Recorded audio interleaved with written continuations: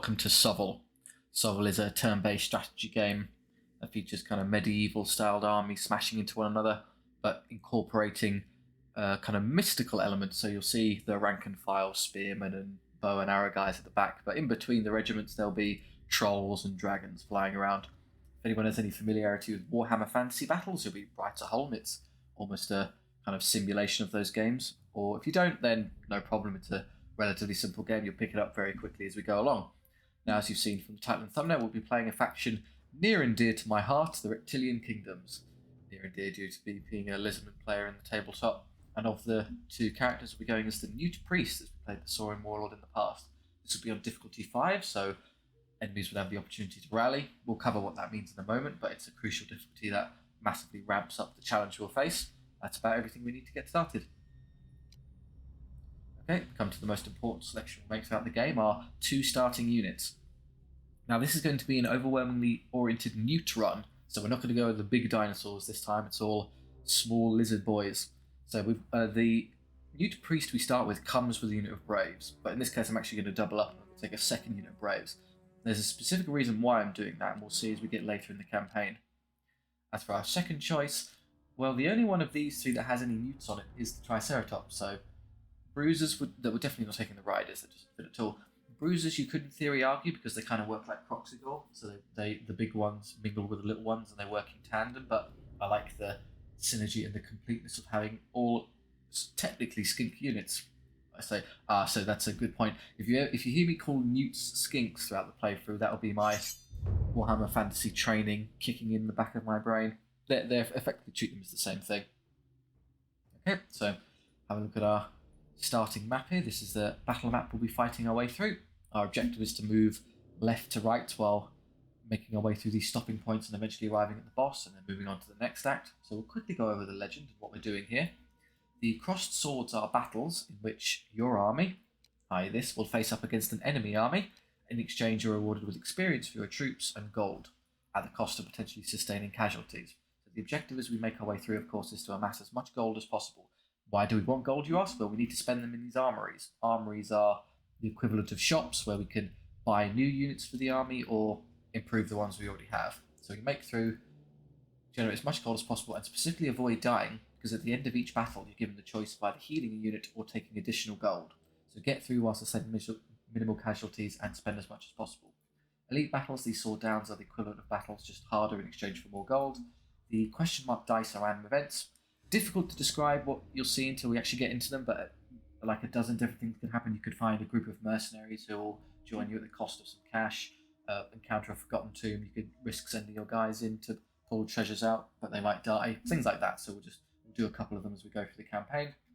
And the last one are these campsites, so these tents. They're instead of fights where you don't face an enemy army, instead everyone in your army immediately gets a heal, and then you're given a choice of either taking a point of experience or an additional round of healing. Typically you want to avoid these, the justification being is that if you're doing well, you want to take more fights because then you can use them to generate gold. You get experience out of fights anyway, so the only reason you want to go to a campsite is if your army is in dire straits and you've taken some serious damage. Otherwise, just stick to battles. So that's our objective. We're going to try and get through this path while taking as few of these as possible, and taking as many fights as we can to generate golden experience. So if we have a look at the start here, the only way we can take 3 fights in a row by going either here or here. To get to that point, you can then immediately go that we can take an elite.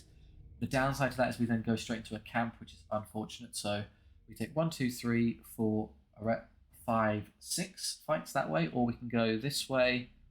It will amount to exactly the same thing because you'll go 1, 2, 3, 4. In fact, it's 5, 6. You just kind of cut down here. But either way, you're going to have to go through a random event. Either it's at the top here.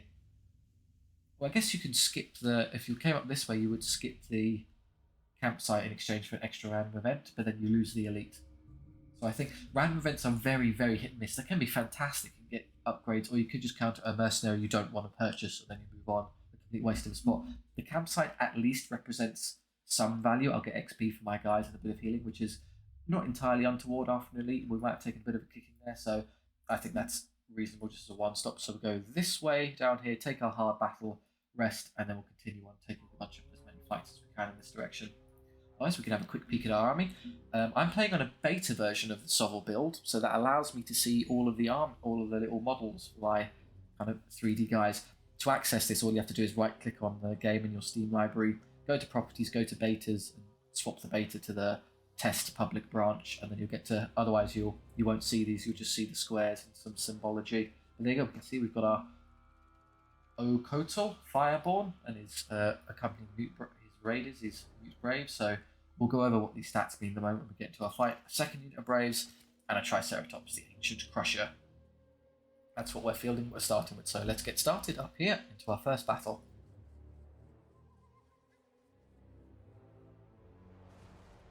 Against Orc Scouts. Now I'm going to try and be a little bit clever with positioning here. So we rolled a dice up here. The entire game is predicated on the roll of a 6-sided dice. This determines all the mechanics. So we rolled a dice each. Me and my opponent, they rolled a 4, I rolled a 2. They're going first. That means when they get to, they don't get to do everything first. They just get to move the first unit first. Then we alternate. So what I'm going to do is I'm going to stick my units somewhat close together. I'm going to move my Newt Braves a little bit back here.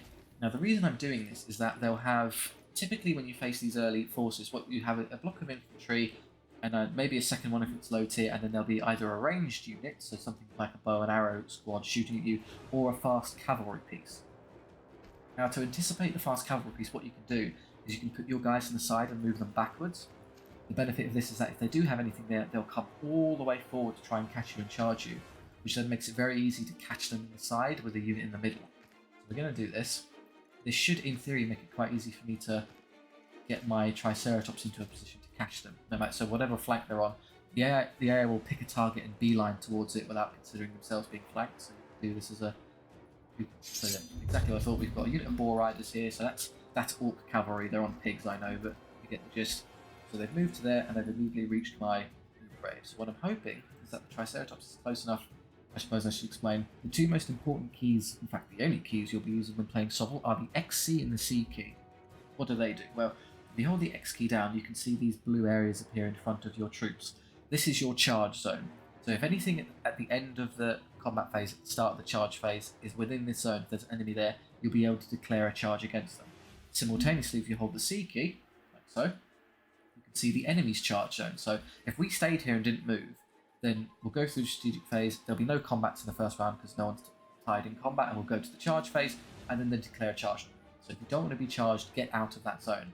What we can do, however, because we can see these areas, is we can move our Triceratops up here into their flank. What do I mean by flank? Well, if you hover over an enemy regiment, see they've got 4 facings: a front, 2 flanks, and a rear. Now, this is crucial because whatever the majority of your unit is in, whatever arc, that is the arc you'll be charging into. So in this case, we've very clearly gotten into the side arc here. So when we charge them, we'll hit that side. That's important for a number of reasons, and I'll show you why in a moment. We've also got the ability to shoot, which is nice, because we come equipped with 4 Newt short bows. There's 4 Newts on the top. We're going to be firing bows and arrows. So it says 5+. What does that mean? Well, we're going to roll 4 attacks, because we can shoot, there's 4 times power 3 short bows, so we get 4 shots. And they hit on 5+. That means on the roll of a 6-sided dice, any roll of a 5 or 6 will successfully hit the target. What determines what the hit roll is? Well, for shooting attacks, you take the number 7 and you subtract your skill. So 7 minus 3 is 4, so you need 4+ to hit, except it's 5+. Why is it 5+? Well, -1 to long range. Because we're over half the maximum distance of what we're shooting, so that's kind of, we need to, in order to get into, you get the green one and the blue one. For it to count as being short range, you have to have the majority of the enemy unit in the green zone. So it'd have to be about here. So we'd have to be quite a bit further forward. If we was close, it would be 4+, because there'd be no penalty. But it is long range, so our 4+ to hit is reduced to a 5+ to hit. So let's try it. We roll 4 4s in very uniform fashion and don't hit a single time. So no luck there. That's not a problem though. So the enemy's now moved forward with that unit. So we'll start moving our Newt Braves over here to counteract. So you'll notice that my unit has been left in their charge range. I'm not fussed about that, and I'll show you why momentarily. And this one, well, they're going to come over here, so I'm just going to stall a bit here. It'll be convenient for me to kind of, actually I'm going to head around this way. Eventually we're going to outposition this Orc Warriors unit. Now we'll leave it. Into the combat phase, there are no combats. We wrap round to turn 2 in the charge phase. Okay, the charge phase, this unit of Boar Riders has declared a charge against my Newt Braves. Now I could flee them, I'm going to lose and running away. The problem is that will probably put me off the field and I'll lose the entire unit. They don't all die, but they're out of the fight effectively. It'd be terrible. The reason I was happy to leave them there is because one of the crucial things about declaring a charge on an enemy's flank is it counts as an intercept charge. And what that means is that any charges that the enemy has declared get cancelled. They cannot complete a charge if they're being intercepted. So because of our clever positioning there and baiting them in and hitting them in the side, they were never going to be able to charge me, which I knew. So we'll put the Triceratops in. Very good. Forward they come. Now what I'm going to do, I'm immediately going to use this unit. So this is the contribution of Okotal here, Fireborn. He has a spell, Divine Favour. He's a magic lizard. Divine Favour. Target units gets +1 skill and rerolls failed discipline tests. I'm not worried about rerolling discipline tests, I'll explain that later, but the +1 skill is going to be crucial. So I'm going to put it on that unit now, and I'll explain why when we get to the combat phase. Other than that, well, they've tried to come around here to catch us, and they're just not going to, so we'll just continue to make our way around this rock. Eventually, my objective is I'll be able to catch them in the rear with one unit that can't face both units simultaneously. They'll be forced to make a choice. Here we go, we're into our first combat, so I'll explain what's happening. Now, unlike shooting, when you're attacking something in combat, you don't take the number 7 and subtract your skill. It compares the skill of your unit versus the skill of the enemy unit. So this is a direct comparison of the combat prowess of the two combatants. So in this case, because I placed Divine Favour on my Triceratops, its skill improved from 3 to 4. So you can see, that's crucial because if skill is equal, then when you roll your attacks, you have to roll a 4+ to hit, or a 4, 5, or 6 on a 6-sided dice will be a successful hit. So it's 50-50, it represents the skill of the two combatants being precisely equivalent. You have a 50% chance of hitting. Because I've increased the skill to 4, however, it's improved to a 3+. My skill is now superior to theirs, I have a better than not chance of hitting them. So a 3, 4, 5, or 6 will declare a hit. So when you're using that Divine Favour spell, it's crucial to look at both your skill and the enemy skill, because that will determine for you whether or not you'll change the roll. So in this case, it has changed the roll, it's improved it. So we get 5 attacks, which is great. Normally it would be 4. Now if you look at your abilities here, so we have the Horns ability. Triceratops gain +1 power on the charge. So our power's gone up to 6. I'll explain what that means in a moment. And our attacks have gone from 4 to 5, which is great. So 5 attacks hitting on 3s. We're going to get 2 hits, which is unfortunate. And they roll... okay. So I'm going to explain what happened there. Just let this roll out and then give it a second. That's fine. Okay. So I can show you what these stats here mean. So we got a little bit unlucky there, but of our 5 attacks, we rolled 2 hits, and then after we land hits, the enemy then gets a chance to roll a save. So a saving throw occurs here. It's a shield. Now the saving throw will be determined by comparing the power of the attack against the defense of the unit. So in this case, it was power 6, because we were +1 before, and against defense 5. So power was superior defense, which means that the enemy could only save on a 5+, or a 5 or a 6 only succeed. So because the power is superior to the defense, they have a less than not chance of succeeding. They did, however, roll a 6 and a 5. So we bounced off, we basically did nothing. The other benefit to attacking an enemy in the side is that they only get to fight with the one guy on the flank. So only this one boar got to hit me. So only 2 attacks from the one boar rider, they have 2 attacks each. He had less skill than me, so he hits on 4+, he rolled a 2 and a 3, got no hits. So I didn't wound them, they didn't wound me. They then had to roll a discipline check, so despite the fact I did no damage, I still won combat, because you're given 1 point for flanking an enemy.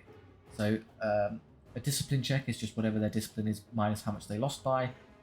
They have a discipline of 6, they lost by 1, they have 1 rank to give them +1, so they just have to roll a 6. You want to roll under, so it's a discipline 6 start rank, bonus 1, combat result -1. So it comes to 6. As long as you roll under the result, you're safe. So they rolled a 5, which is above average. It's a good roll. More often off, they run away, so they hold combat. Because they didn't run away, they turn and face. Now we're stuck in combat. We'll have to do that again. So over here, we've got no charges.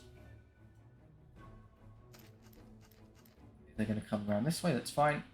Can't quite catch them this turn, but I will do in a moment. And again, I'm going to help my Triceratops over here because I kind of need it to win this fight. It's going to be a bit grim for it to try and hack through this now. You just stay where you are because they'll be forced to make a decision momentarily. Let's try again. So again, we have less attacks now because we lose 1 from charge, and we have less power because we don't. Horns only works on as a charge bonus. We have 4 attacks, hitting 3 times, and the enemy save has improved to 4+. Now the reason that is because obviously our power is now only equal to their defense, not better. So it goes up to 4+. So 5, 6, 3, they take 1 wound. They have 2 wounds each, so one of these boar riders is wounded, but they're not dead yet. So they're attacked back. They have 2 attacks each, so 2, 4, 6, 8, 10. We get 10 dice. They have inferior skills, so hit on 4s. That's their roll. They roll 3 hits. Now I get my save. My save is 2+. The reason for that is that the Triceratops, it doesn't hit very hard. It's not exactly a great offensive unit. It does, however, have remarkable defensive properties. Defense 7. So they're only power 4 against defense 7, so defense is superior. Ordinarily, when defense is superior, you would save on a 3+, so only a 1 or 2 fail. If defense, however, is significantly superior, in this case 3 or more better than the enemy's power, then your save improves again all the way up to a 2+. So literally anything but a 1. I take no damage. So it just represents that the power of the attack is so much weaker than the defense of the unit is trying to hit, it won't do anything. But again, they roll a very good discipline check and manage to hold on. Eventually they'll break and run away, but not for now. So I can see them, and yet I'm not allowed to legally declare a charge. The reason for that is you have to be able to draw a straight line from the centre of your facing to the centre of the facing that you're charging into, so that's obviously this flank here. So unfortunately there's a piece of terrain in the way, so that gets blocked and doesn't count. I wouldn't take that charge anyway, but it's just a good teaching moment. Trying to squeeze around. Not fussed at all, we're just going to move these Braves into their spine. In you go, gents. There we are. I'm not going to be able to engage them here, so what I'll do instead is I'll just have them come forward. Get ready for next turn in case they hold on. So we'll try this again. I can't help that I've got no more uses of Divine Favour this time, so we're just going to have to fight them traditionally. We take no damage because of our amazing armor, even 2 is good enough, and they lose again. And they pass a low. They keep. That's really, really unlikely. They keep passing these discipline checks, but eventually they'll run away. Okay, they declared a charge of me, but again, because we have a charge in either their flanks or rear, it counts as an intercept charge, so that's not happening. We're not sending them into the front because if you look at the statistics of the enemy unit and our unit, our Braves here are a mere skill 3, power 2, defense 3, against the skill 3, power 4, defense 4 of the Warriors. We would lose that very handily, so sending them into the front would be catastrophic. We need to... The one edge we've got on them is our superior movement. We're swift, so we can outposition them, but we can't outfight them. So we've got to get... It's going to be a quite...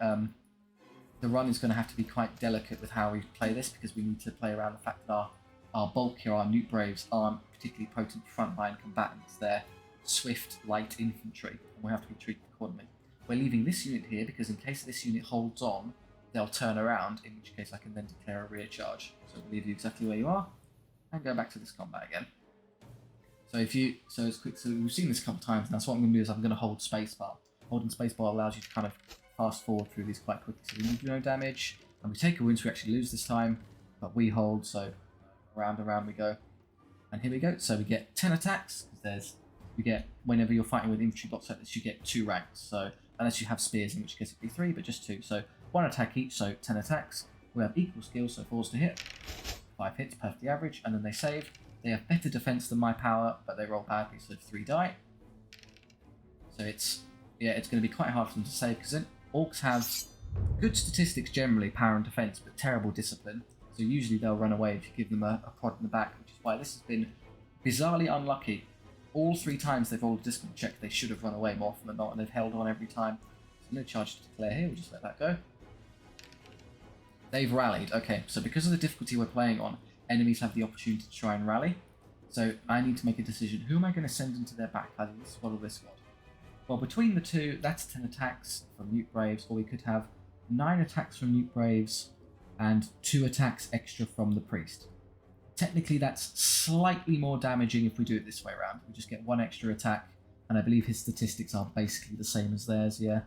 He doesn't get any bonus power on a charge, but he's always power 3s to their 2. So we'll just leave that. You'll just hit them in the back, and I don't know, you start coming around here just in case they hold on and get a flank later. Now we come back here to the forever combat again. 1 hit, which is a wound, hooray. We roll a 1, which is tragic, because otherwise we would have won and they would have tested again and probably ran. So on and on and on it goes. Back again. Confirm. And I just scoot around here. Eventually we'll be able to hit, if they hold on we can hit them in the side. Otherwise that's it. Just hold spacebar now. 1 hit again, 1 wound. No damage, I win by 1, please run away. Hooray, they finally decided to leave. So I've taken 2 wounds, which actually isn't the end of the world, and I'll show you why in a moment. Okay, Okotal is now going to get to fight against the Savage Moors. He hits once, excellent. But they've got... He kills one, where'd he go? Magic Lizard. Catastrophic. 3 hits from the unit itself, resulting in 2 more. So they've got terrible discipline, taking 3 wounds and have been flanked. That's probably enough to kill them, and they run off the board. Yeah, perfect. I'm still calling it a board because I'm thinking of the physical game. Field, you know what I mean? We've won, and we've only taken a couple of wins to our Triceratops. So the reason we're not fussed is that at the end of a round, a couple of things will happen. You're rewarded a flat sum of gold, you're rewarded a point of experience for all of your troops, and then you're given a choice. You can either rest and take a heal, or you can gather loot and take gold. So this is why you want to take minimal casualties throughout these fights, because you want to be gathering as much gold as possible. That allows you to buy more units and improve the ones you have, which makes the fights easier, which means you take less casualties and you just get more gold, and eventually you snowball the campaign and it'll go in your favour. So here, the benefit of the Triceratops, as with all single entity monsters, is that whenever they take damage, they will always heal at least one automatically. So we took 2, but then we healed 1 at 7. 7 of 8 might as well just be fine. That's plenty of HP, especially a defense 7 unit such as it's hard as nails. So effectively, if you only take 1 wound in a fight with the Triceratops or the other monster, you have in effect taken 0 wounds, because you're going to heal 1 back anyway. And here we've got, honestly, we're perfectly fine at 15 and like 14 plus him and 15, those are perfectly usable. I mean, you get huge numbers of newts when you get 8 to 9, so you probably want to avoid doing that until you take a lot of damage. So lots of gold, please. Thank you. Yeah, we're exactly healthy as we are, so we're going to follow our predetermined path of going down this way. Against roaming brigands. So as the picture gives away, they will be facing a unit of archers. So we rolled our dice. They're going first, which suits me fine. Now the archers will likely deploy on one of the flanks, so either back here, and when given the choice, the enemy usually likes to place them in cover, so they'll almost certainly be over here. What I want to do, of course, is I want to run the Triceratops straight into the choice. So what I'll do is I'll place my newts over here, so I can kind of flank around them, and you kind of tucked away there. So just make it hard for them, and then you can be there. Yeah, exactly what I thought. So unit of swordsmen, archers there. They go first. They come forward. That won't be a hassle. So something worth explaining. So as the X and C keys give away my charge range and their charge range, if you hold the Shift key and do that, you can see your range. So this is the range of my short bows on the Triceratops, so anything in here is targetable. Simultaneously, if you do with the C key, you can see the range of the enemy. So this is Shift and C. I can see what they can reach with their long bows, which is a lot. They're not able to do it currently because of the rock in the way, but what will probably happen is they'll just march forward and then still catch me here anyway. So not a lot I can do about that. I'm just going to have to start moving them out of the way. So they marched up and immediately got into range of my newts. I killed 2 of them. Fine, nothing I can do about it. If I'm lucky, what I can now do though... Oh, okay, so yeah, I can get into range with my Triceratops here. So I'm outside of range of the swordsman, because I can only get that far, but I'm within striking distance of the archers, because I can see them. There's nothing drawing a straight line from their front to my front. We are not caught in the rock, so I'll be able to declare a charge and then catch them this turn. In terms of shooting, I don't really doubt that you should be able to defeat them, so I'm just going to go ahead and shoot the swordsman while I have a chance. Damage, fine. Oh, and then I have you start coming up this way, so we can surround the swordsman unit and eventually break them.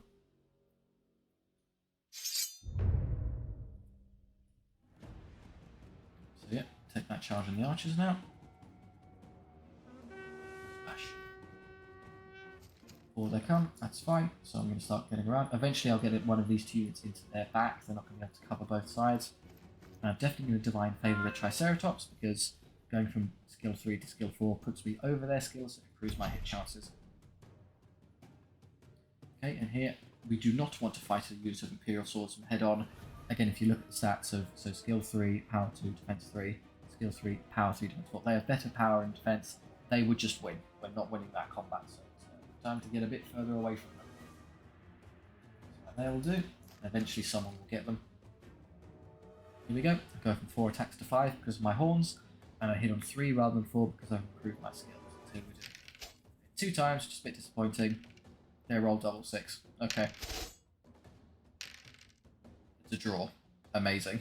Way to go, Triceratops.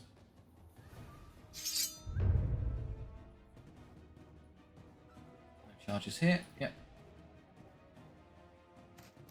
If turned and faces this way, I might be able to reach their back already. Just depends on how far this unit can get. That's majority rear arc there. That's good. We'll take it. And in that case, I'll just have you plow on through here. Just going to ignore you. Do I want to divine skill the Triceratops or save that? I'm going to save it for this because I think it's rather obvious that this is more important. So yeah, we'll just leave that. Try again, one hit, doing no damage. Doing no again. It really hasn't got great damage output, I'm afraid. Going to charge me, but because I'm here I can intercept them, so no worries. And you, I'm actually going to have you barrel up here to come help with this unit because it's taking far too long. See them obviously. I could probably twist a bit further this way, which will put me further into their rear arc. Yeah, that's good. It's definitely a rear side charge now, rather.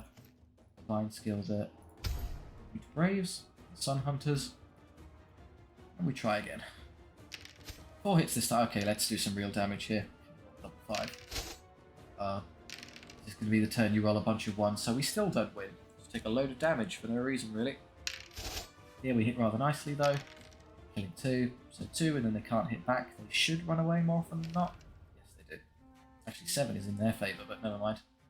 Good as a win. Alright, let's bring this silly combat to an end.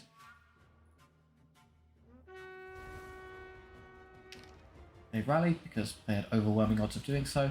I'm just going to leave them there because I don't want to wait for these to come around and then deal with them. Okotal has failed to kill an archer. Triceratops has done nothing again and has taken a wound. The Braves have at least killed 2, so I will win. And they'll run away.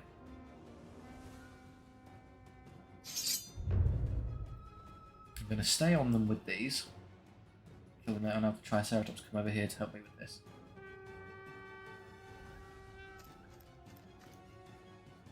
So that's their charge range, just keep that in mind. I can get to there and be out, yes. Can't shoot them because they're positioning, that's okay. And then get you out the way. And have you kind of come around this way specifically so we can separate the 2. Eventually they'll be forced to make a decision and it won't be a good one. The Girdle doesn't hit any times. 4 hits from the Braves, killing 1. Brilliant damage output. They break again. Because I have superior movement to them, whenever they break and run away, I can just charge them again. So I'm going to be escorting them off the field turn by turn. Okay, they're going to target the Triceratops, which is okay. Can I get to their back this turn? No, that's going to be a side charge. That's fine, because I can just spend the turn positioning. So, I suppose I could hit them both in the side. I'd rather get one unit into their rear. I've got the time, so why rush it? Total hits once, killing an archer. Braves hit 4 times, killing another 3. There's an archer left.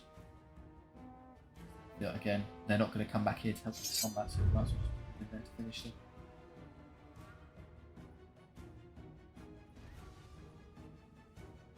Problem solved. Turn to face that way, good. That makes this rear charge rather easy for me.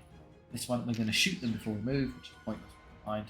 And I'm going to come around here and hit them on the side. So there you go, the side and front should be enough. So back rather. Can we defeat an archer? Yes, Okotal just eats him, I suppose. He's a lizard, magic or no. To be fair, a humanoid-sized lizard, even if it isn't the most potent thing in the world. You'd probably lose a fight on it if you're just an average Joe, wouldn't you? Should be this tidied up as well. Skip, something else to do really. 2 hits, no damage from the Triceratops. 2 kills from them, so probably... Well, I thought for a moment they were going to hold on there, that would be really embarrassing, but no, they do run away. Not a great start from the Triceratops, but goes to show you could win even if RNG isn't on your side. Okay, and we've now amassed enough experience that we've got some levels, so our Newt Braves have leveled. Right, so you get the kind of usual upgrades. You also get the more interesting ones. So the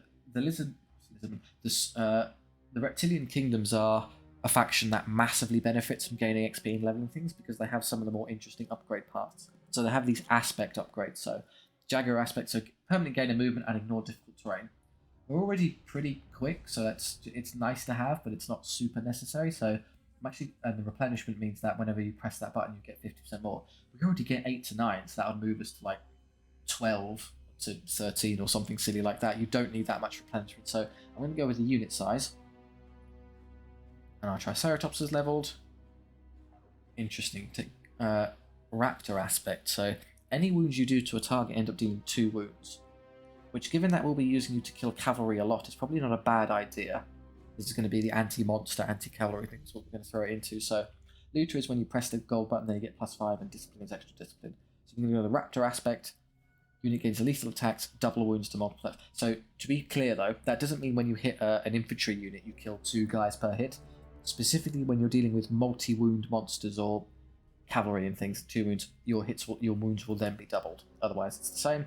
I'm still going to leave it with 5 because that's fine, and I think you're combat viable at that size as well. So more gold, please.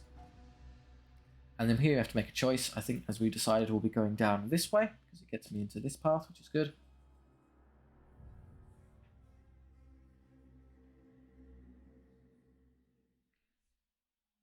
Goblin Raiders. So we're going to have to deal with we're going first, which is fine. But there will almost certainly be, there'll be 2 blocks of goblins and an archer unit on one of these flanks. So obviously I'd love to catch and kill them as fast as possible. Probably put my 2 newts behind these and cover then. And I don't know, gamble. I'll just have you there. So I've got to make a decision. I can be in, if I stay in here, I'll be in cover. Which will mean I'm not going to take as many shots, but it will halve my movement. So I think I'm just going to suck it up, be out of cover, and try and reach it as quickly as possible in one go by doing this. It's there, so they'll have to come forward. They will reach me to shoot me, but then I could probably catch them in the first turn, which is convenient. So let's move you around this way. I'm going to move their bricks forward first, which is fine. Move to there, and it hasn't actually managed to hit me, which is convenient, so if I'm lucky, I could even side charge them. The hassle with doing this is I can't actually do this because what will end up happening is they're just gonna, I can get to there and still catch them. Problem is it's now a front charge, so if you wanted your side charge, you have to come over here, and the woods are in the way, so I'd have to tow my way into the woods. That'll allow me to see beyond them and see them. But you're now in range. If they come barreling forward, you end up getting caught by them. And you can't finish that charge. Well, it depends who goes first. I think I get to charge first, which means they can't stop me. So I'm actually willing to give this a go. I could shoot once as well, why not? Let's just shoot that one. Right, one less goblin in the world. They've already come to, he didn't actually reach because the woods were perfect. Okay, so I can just kill them for free. There you go, we jumped immediately onto the short bows. And never get a volley off, which is fantastic news for us. You're obviously in a dire position if they decide to flank you, but I don't think they will. So let's divine favour my Triceratops, because again, I'm skill 3 to 4 and they're skill 3, so that helps my hitting odds. Start coming up here. So, and yeah, they've given up, they're going to start target prioritising this one instead. Good. Now I presume that you're actually going to win this. Because again, we've gone from 4 to 5 and I've increased your skill, so 4 hits, fantastic. And they only save on 6s because of the huge power defensive disparity. So they killed 4 instantly, they get nothing back. So as long as they don't roll a double 1 or a 1-2, you've got them. I could charge them again and get rid of them, but because of how low their discipline is, they'd probably run away on their own anyway. So I'd rather bring the Triceratops back around to help with these. They've made it incredibly easy to get a flank on them, which is nice. Yeah, that's a free charge. Thank you. I won't complain. And he's turning around to come deal with that. Okay. So what I can do, I can intercept them here. I can put them into the rear of that one. They don't rally, so they're just going to keep running away, which is great news for us. Instead, you're not going to face them head on. That would be foolish. So let's instead just start moving around. If I get to there, I might be able to hit them in the side. I think so, yes. You can go straight from there to there without being interrupted, I think so. Yeah, we'll break that. Shot it. They're going to die, so shoot them first. Or not. Okay. So, now be careful. So the way you order a charge matters. So they charged me there first, which was convenient. But so if they charge that first, so they would intercept me. And goes, oh no, my Triceratops is stuck. I could free it by doing this charge, but the problem is they will then intercept me here. So, oh, well, that's not an issue. We'll just intercept them again with this unit and I'll be free. No, because you can only declare an intercept once per charge phase. So if you declare the wrong one first, you'll be in a lot of trouble. In this case, the AI is forcing me to make the right decision by doing this one first. They'll then intercept, and I'll do that. Now the Triceratops is free to move. Kind of handed me that there. So I need to choose. This unit is surely going to break when I hit them all of these, so I'll put Divine Favour on this one. lend them a bit of a hand. So here we go. Okotal, Fireborn, doesn't manage anything. He's only a priest, that's not really his job. But they're all double 6 to save against Triceratops, so he does nothing. No damage there though. Then the Newt Braves kill another 2. So woeful as showing as that was, that's still probably enough to break them. Goblins not known for their bravery. And here we're hitting them in the back. Better skill now, which is good. And we killed here, we do much better here, killing 5 of them. That's good, that's the one I would want to do well on, so I like the way that went. If we had to do a bad combat, it was better off to do that one. Perfect. Flawless victory. So again, we'll just heal one anew, so go back up. So our Newt Priest is leveled. Okay, you can... Ooh, okay. So +1 wound is +1 wound. Wounds on characters aren't usually that worthwhile. That's because when you're in a unit, they have to kill off every single member of the unit before the stats of the character become relevant. So the defensive properties and the wounds won't start going down unless everyone else is dead. If you got to the point where everyone else is dead, something has already gone catastrophically wrong. The exception, however, is when you get stuck in combats where there is a character on your side and a character on their side. In the event that happens, the two characters will enter a duel. They'll go one-on-ones, at which point their individual stat lines do matter. We're not going to be using our Newt Priest in a lot of duels, let's be honest, it's not 24, so we're going to be leaving the wounds on the table. Coin counter is just what you think it is, it's +5%. It's +5% to that flat bonus there, so what is that, 65, so it'd be 3.25 extra gold. Nice over the full course of the campaign, but not really a priority, so what I'm going to do is I'm going to take Recruiter. When we buy new units, they don't come with no upgrades while they immediately get a level. That's fantastic for us, specifically with the Reptilian Kingdoms, because we're really reliant on our levels. They're worth a lot. So we'll go with that. And his accompanying Newt Braves is leveled. Interesting. They can get their own Raptor aspect, a little bit extra gold, or Serpent aspect. So if an enemy rolls a 6 to save, they're then forced to roll it again to give them no chance to fail. But I'm definitely going to be taking his Raptor aspect, though, because with the sheer number of attacks they get, they actually became a really decent threat. Like, they have low power, but then anything that goes through is incredibly lethal. Just imagine they've slathered like poison over the weapons, and anything they get through is catastrophically damaging. So yeah, we'll go with the Raptors. Health is fine in all units, so all gold all the time for me, please. 402, which is great, so we go into our first armory. Okay, so we've got a couple of unit choices here, which is nice, and we've got some upgrades, which I think are going to be really crucial. So 402 gold. I'm not taking the Saurian Spears. This is a Newt run, so I think I will be taking the Pterodactyl Riders. They're also a retinue, so my my Newt Priest goes straight into it, and they're cheap because they're the discounted ones, so we'll definitely go with that. We'll immediately get a level, which is fantastic, and of those, so we've got some new ones, so replenishment, again, more replenishment. Turtle aspect, reroll saves of 1. They have poor defense, so most of the time they'll be saving on high things like 4 up or 5 up, so it's not going to save a lot of damage. If you were a really tough unit, such as the Triceratops, Turtle aspect would be fantastic, because I'm saving on a 2+ basically against everything, so any ones I would roll, I don't get to roll the ones again to try and save again. You'd only fail a save 1 every 36 times.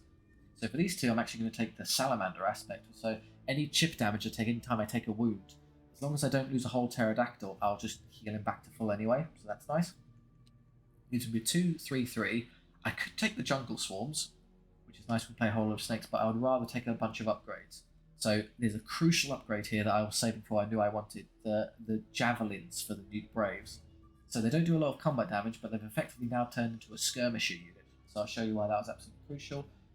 While I'm here, I suppose Arcane Web is freeze an enemy in place. That's a good spell tactically, we'll think about it. We're going to buy the expanded Howder for the Triceratops, so it's got more ranged attacks, it's cheap and it's nice extra damage, why not? Otherwise it's Banners of Swiftness to make people faster, Fury to make them hit harder. I won't be using them in combat that much anymore, so that's not very worthwhile. So I think instead I'll go with I'm going to go with Arcane Web. So Arcane Web, reduce target units to 0, so pick an enemy unit and stick them in place. And then I'm going to save the rest of my gold because I can spend it on more useful things later. There's our new army. We got our Newt Braves again with their Javelins, Triceratops, expanded Howder for more shots, and a unit of Pterodactyl Riders. There you go, we've got more Newts on the field. So I like that. So we can use our new enemy units in an elite battle against Gundrick and Vilhide. Now remember, there's a campsite right after this, so you don't have to worry about healing too much. We can just do a lot of damage. They'll heal 8 to 9 each anyway, so you don't really have to care. we're going first, which is good. So dwarves, there'll be maybe a ranged unit like a cannon or something tucked away back there, and then a bunch of really powerful beat sticks. I do not want the cannon targeting either the riders or the triceratops. Safely tuck you behind cover, so as long as it's not right there, you'll be okay. If it wants to shoot and kill a couple of newts, I'm not going to stop it. In fact, I can't stop it, so just fine, we'll leave it there. And you'll spring forward. Just get behind the trees just in case, because you can probably reach it. Oh no, there's no cannon rider, it's a unit of handgunners. Okay, fine. Deep guard, berserkers, double axe wielders, dwarf warriors for the foreman, and some handgunners. So obviously we want to get something onto them as quickly as possible to stop them shooting us, but otherwise relatively straightforward. Okay, we'll have you spring forward immediately. So the benefit of flying units is that they don't care about the slow down effect of terrain, they can just fly over anyway. So forward we go. Let's not go too far forward, I don't want to get immediately stuck in combat, that'd be very silly. What I might do is I might web these in place so they can't move. Benefit of that is they'll effectively just get, like, can't come forward and shoot me, I guess, for a turn, which is nice. It gives me a turn to catch them, so yeah, we'll stick you in place. Forward come the Deep Guard. The Deep Guard are very menacing. So they're defense 5, which is already impressive, but then they also have Masterwork armor, so +1 to all your saves. So whatever they would be saving on, improve the saving throw by +1 extra. So it's going to be, so almost everything my army would be saving them on at best a 3+, and then they'll save to a 2+. So hyper resilient, you can tell from the shields and armor, they're a real tough unit. So be careful about when you choose to engage them. Otherwise, I'm just going to start marching these forward. They can't turn and move those handgunners, so we can just get to here safely. This is my range. Javelins are very short range. They're just within arm throwing distance, so you wouldn't expect them to go like that far, I suppose. I want to start moving you around here, but I don't want to be caught by them, which is kind of annoying. So I'll just move you forward a bit again. So, okay, they've wasted their turn, which is good. I can now move freely. Next turn I'll be able to get on them. I can even shoot them this turn, so we have 6 shots now, which isn't bad. No damage, but okay, fine. Demonstrate it's worth later. And there, I would presume, going to lock on. They might come to Triceratops, which is a bit annoying. Okay, no charges. What I can do is I can probably get the pterodactyls around there, actually. I'm forced to go first, which is a bit annoying. I would rather they be going first, because I can see their movement, but I'm going to wait to see where they move, because I want I can javelin the berserkers to death quite easily and dance around the garden warriors. One of these fast units will reach the handgunners, they'll get shot with Triceratops. Right, so let's just delay a turn, just to see where they go. They can't get further than that, so that's okay. Right, they've moved to there. Can I reach them with these this turn, do you think? Yes, I can, quite easily. The risk to doing that is that berserkers just turn around and kill me. So I need to wait and see where they move first. So again, let's delay a bit. Just going to hedge my bets and move backwards. Good, they've chosen not to do that. So if they choose to come up here and hit me, I can flank them with the Triceratops. So I'm fine with this now. Over here, so I can clearly reach them. Yeah, I've got them there. There'll be a side charge, which is good. I can net this unit so they can't bother me. In fact, I am going to do that. So let's Arcane Web them. You're stuck, so you don't have to worry about them. They're going to shoot at what? My Triceratops. Good target. It's the one that saves on the 2+, so you do nothing. Excellent choice. So you're going to charge and kill that easily enough. And here, just come around here and just be a bit of a nuisance. I'm not taking these units head on, even with the Triceratops. They're just too tough. They're stuck, so they still have to use their turn, but they're not going anywhere. See the impressive movement of my pterodactyl riders in effect. Whoosh! Smash, that should be enough to get through them. Forward they come. Let's use Divine Favour on ourselves, because this is our only combat, so we might as well. They're starting to catch me here, so we're going to have to start so I can easily get out of their way here. Out of the way, turn. Hard to see because of the terrain colour, but yeah, we're out of range there. And we're in range to javelin them. So this is where the high numbers of Braves is actually good now, because you get a javelin for every single one. So their damage output is actually better with the javelins than it would be in combat. Come to here. Am I out of range? Yes, I am. Just about tell there. I can't reach the one I want, so we just have to take the Deep Guard. Unfortunately, they'll be saving on 2+ because of Masterwork armor, so we're not going to be doing a lot. I want to prioritise that one if we can. And then here, we're not going to be charging into that, so just shooting some more berserkers, not telling a lie. Should I just charge them with this, do you think? My raptor aspect isn't going to help me here. Their entire armor is 1 wound, so that's kind of pointless. I'm going to wait for this to win and clear up, and then I can get them both on it. I think that's reasonable. We're much faster than dwarves, so we don't have to worry about getting caught. So we have better skill because of Divine Favour, so Okotal kills 2 on his own instantly. Good job. And the accompanying pterodactyl riders kill another 3. They hit back. Only once, so even if they do a wound, which they don't, my Salamander aspect will just heal it anyway, but they do nothing. They break. It's still there, technically, and they would probably rally, so I should do that. I just killed them this turn. Oh, come on, let's just get them, move on, let's kill them and then we'll come around. Inch forward, which is fine, because it lets me just get out of the way by doing that. What I'd like to do before I did that, though, is squeak a shot on the berserkers. Excellent. Between the two, I might be able to kill them this turn. Right, get out of the way. Okay. I'm actually just going to keep going this way because it's going to be hard to squeak out of the way in that direction. 7 more hits.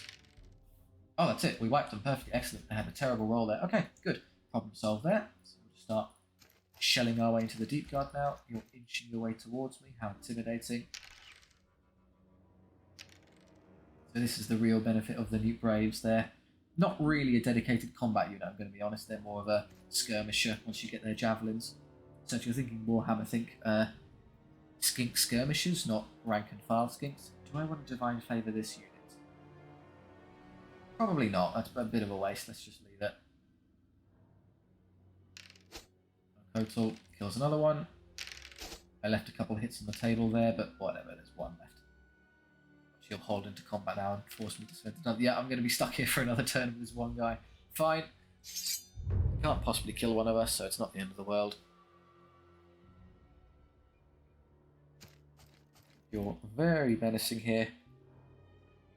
What I'm going to do is I'm actually going to demonstrate the effect. So we've been using Divine Favour as a combat stimulant, but it improves skill, and then includes the skill you use when you're throwing javelins at things. So there's 14 Braves in each, so I'm actually going to improve the skill of this unit so that when I throw javelins at them, they're going to do a lot more. At least they'll hit a few more times. So it's now 3+, not 4+. So yeah, a lot of extra hits, which is hopefully going to start at least slowly killing these deep guard there. Quite tough. Get on 4s. Okay, so the unit I didn't supplement actually did better somehow, but so as hardy as they are between the two of them, can eventually defeat the deep guard. And then you come forward, ignore this fool trying to catch you who never will. I suppose we're lucky that there's only 10 of them to start, so it won't take too long to chip through. 1 hit. Hey, Okotal just kills him himself. Everything else here is academic. That's very impressive. Well done. There's a reason I'm doing this. One is that the dwarves hilariously outstat me in a direct fight, with the exception of Triceratops, but never ever, don't throw any of these units into them, you'll just be mulched. Second, this unit in particular with the Dwarf Foreman has the shield wall ability. What that means is that for 1 turn of combat, he can effectively allow them to re-roll all of their saves. So for that 1 turn, that translates to, we are invincible, you're not going to do any damage. Oh, that's catastrophically bad for the deep guard. They didn't roll well at all. Try and catch me here and fail forever. Do this again. And just keep rolling 1s, bless them. Scooch forward so you're not hit the back, like so.